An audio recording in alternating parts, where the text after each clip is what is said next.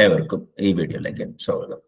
അപ്പോൾ ഇന്നലെ നടന്നൊരു ചർച്ചയുടെ പരിണിത ഫലമായിട്ട് എനിക്ക് കിട്ടിയൊരു ഇൻസൈറ്റ് ആണ്.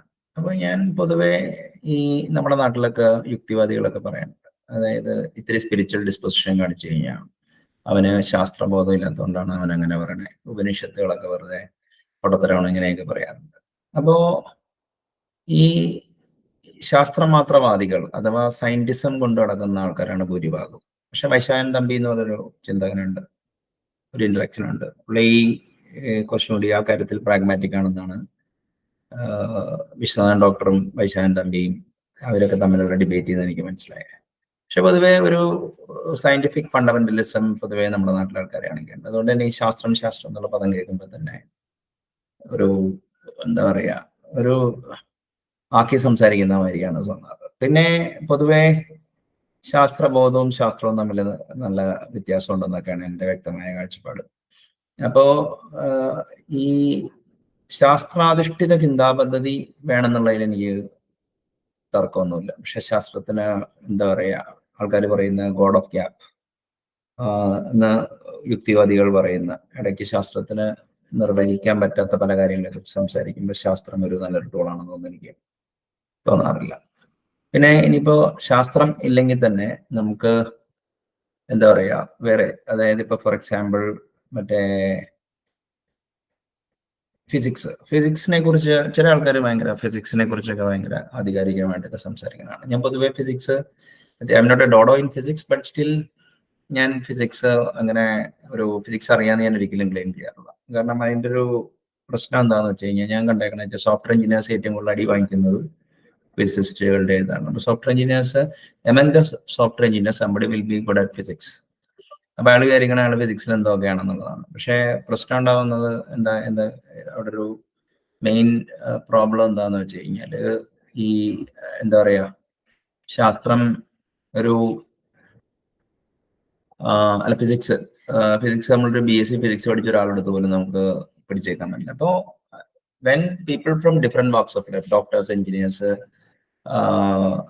മറ്റേ ഫിസിസിസ്റ്റ് ഒക്കെ വരുമ്പോൾ philosophy is the lowest common denominator according to me. അപ്പോൾ എൻ്റെ കേസിലാണെങ്കിൽ വെസ്റ്റേൺ ആൻഡ് ഈസ്റ്റേൺ ഫിലോസഫിയെ കുറിച്ച് ഒരു കമ്പാരിറ്റീവ് സ്റ്റഡി നടത്തിയിട്ടുണ്ട്. And I can translate western metaphysics into Malayalam and Malayalam Vedanta metaphysics into English. അപ്പോൾ I'm really comfortable with that. അപ്പോൾ ഞാൻ എപ്പോഴും ഒരു ഫിലോസഫിയിൽ അധിഷ്ഠിതമായിട്ടുള്ള ഒരു ചർച്ചയ്ക്കാണ് ഇത് ചെയ്യുന്നത്. അത് മെയിൻ കാരണം എന്താണെന്ന് വെച്ചാൽ, ഇപ്പൊ ഫിസിക്സിനെ കുറിച്ച് കൂടുതൽ സംസാരിച്ചു കഴിഞ്ഞാൽ അതിന്റെ ന്യൂവാൻസസ് ഒന്നും സംസാരിക്കാനുള്ള പ്രാവീണ്യമോ പഠനമോ ഞാൻ നടത്തിയിട്ടില്ല. എന്ന സ്ഥാനത്ത് ശാസ്ത്രത്തെ കുറിച്ച് ഒരു എന്താ പറയാ 1500s മറ്റേ ജിയോസെൻട്രിക് വേഴ്സസ് ഹീലിയോസെൻട്രിക് വ്യൂ, അത് കഴിഞ്ഞിട്ട് മറ്റേ എന്താ പറയാ ഈ ന്യൂട്ടന്റെ 3 ലോസ് പ്രിൻസിപ്പിയ, പിന്നെ ജെയിംസ് ക്ലാർക്ക് മാക്സ്വെല്ലിന്റെ ഇലക്ട്രോ മാഗ്നറ്റിസം, പിന്നെ മൈക്കൽസൺ മോർലി എക്സ്പെരിമെന്റ്, ഈതർ ഇല്ലാന്ന് ഡീബങ്ക് ചെയ്തത്, അങ്ങനെ കുറെ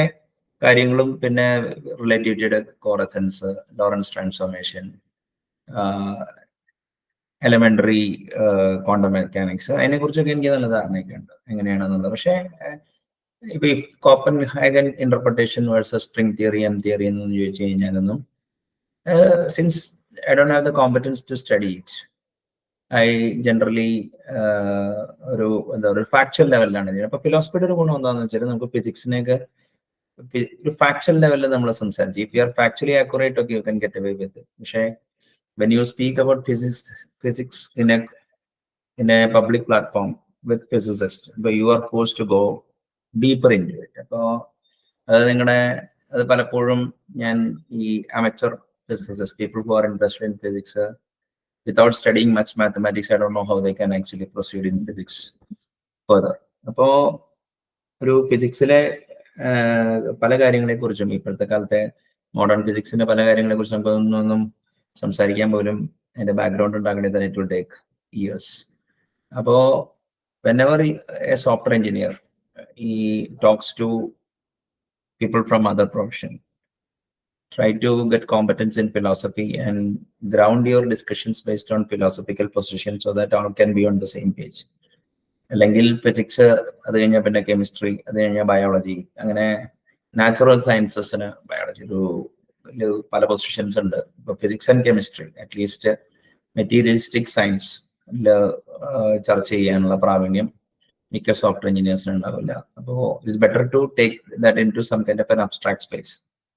അപ്പോൾ ഇത് പലപ്പോഴും ഈ ഹെവി എഞ്ചിനീയറിംഗ് അല്ലെങ്കിൽ അഡ്വാൻസ് ഫിസിക്സിലുള്ള നോളജാണ് ഇന്റലിജൻസിന്റെ പര്യായമായിട്ട് പലരും കാണുന്നത്. പക്ഷേ ഇതൊക്കെ പഠിച്ച ആൾക്കാർക്കൊന്നും മര്യാദയ്ക്കൊന്നും പ്രോഗ്രാം ചെയ്യണമെന്ന് ഞാൻ കണ്ടിട്ടൊന്നുമില്ല.